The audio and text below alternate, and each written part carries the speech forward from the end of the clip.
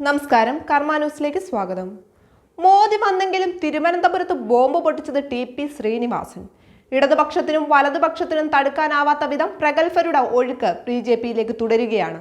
അവസാനമെത്തിയത് അന്താരാഷ്ട്ര നയതന്ത്ര വിദഗ്ധനായ ടി.പി. ശ്രീനിവാസനാണ്. ടി.പി. ശ്രീനിവാസന്റെ വരവ് ഇടതു വലത് കേന്ദ്രങ്ങളെ ഞെട്ടിപ്പിച്ചിരിക്കുകയാണ്. മുൻ PSC ചെയർമാൻ KS രാധാകൃഷ്ണൻ, മുൻ ദേവസ്വം ബോർഡ് പ്രസിഡന്റായ G. രാമൻ നായർ, മുൻ DGP ടി.പി. സെൻകുമാർ, മുൻ വനിതാ കമ്മീഷൻ അംഗം J. പ്രമീള, ക്രിക്കറ്റ് താരം ശ്രീശാന്ത് തുടങ്ങിയ സമൂഹത്തിൽ നിലയും വിലയുമുള്ള ധാരാളം മലയാളികളാണ് ബി.ജെ.പിയിലേക്ക് കുത്തിയൊഴുകിപ്പോയത്. കോൺഗ്രസിന്റെ അന്തഃപുര രഹസ്യങ്ങളുടെ കാവലാളായ ടോം വടക്കൻ ഇത്തരത്തിലെത്തിയ ദേശീയ നേതാവാണ്.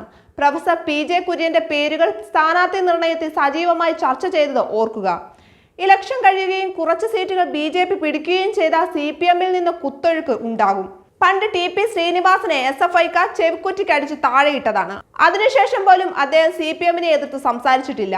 അടുത്തിടെ ബി.ജെ.പിയിൽ ചേർന്ന മുൻ കോൺഗ്രസ് വക്താവ് ടോം വടക്കനും മുൻ DGP-യും ശബരിമല കർമ്മസമിതിയുടെ ദേശീയ സമിതി അധ്യക്ഷനുമായ ടി.പി. സെൻകുമാറും മോദിയുടെ സമ്മേളനത്തിൽ പങ്കെടുത്തു. പുതിയതായി വന്ന എല്ലാവരും കേരള സമൂഹത്തിൽ നിലപാടുകൾ കൊണ്ട് അങ്ങേയറ്റ സ്വാധീനം ചെലുത്തുന്നവരാണ്. ഇവരെല്ലാവരും പൊതുസമ്മതരുമാണ്.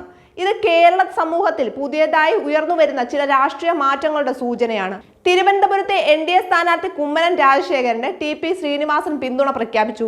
ശശി തരൂർ ആദ്യം മത്സരിക്കാനെത്തിയപ്പോൾ അദ്ദേഹത്തിന് വേണ്ടി ശ്രീനിവാസൻ രംഗത്തുണ്ടായിരുന്നു. 1998 വാഷിംഗ്ടണിൽ അംബാസഡറായിരിക്കെ മോദിയെ വീട്ടിലേക്ക് ക്ഷണിക്കാനുള്ള ഭാഗ്യമുണ്ടായി. അന്ന് അദ്ദേഹം മുഖ്യമന്ത്രി പോലും ആയിരുന്നില്ല.